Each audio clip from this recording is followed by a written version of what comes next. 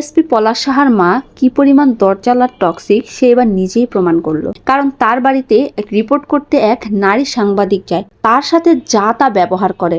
মহিলার কোনো ইন্টারভিউ তো দেয়নি, বাট মহিলার সাথে এত মিসবিহেভ করে এবং সেই নারী সাংবাদিক তাদের বাসায় ইন্টারভিউ নেওয়ার জন্য গিয়েছে বলে বিভিন্ন জনকে ফোন দিয়ে আনতেছিল। এই মহিলা যে কি পরিমাণ সুস্মিতাকে টর্চার করেছে তার মানে আবারও প্রমাণ হয়ে গেল।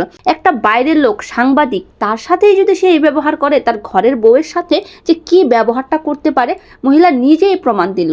দা নিউজের মহিলা সাংবাদিকের সাথে এইরকম দুর্ব্যবহার করার কারণটা কি জানেন? এই মহিলার একটাই দোষ, মহিলা সুস্মিতার ইন্টারভিউতে অনেক তথ্য সবার কাছে জানিয়েছে, তবে মহিলা কি যেন লুকাচ্ছে তাকে দেখে মনে হচ্ছে। যদি আবার ইন্টারভিউ দিতে গিয়ে ভুলভাল বলে ধরা খেয়ে যায়, সেই ভয়ে মহিলা তাকে সামনেই ঘেঁচতে দেয়নি, বরং দূর দূর করে তাড়িয়ে দিছে। এইরকম টক্সিক মহিলার কারণেই আজকে সে সন্তান হারা। সরি টু সে, বাট তার জন্যই আজকে পলাশ এই পৃথিবীতে নেই।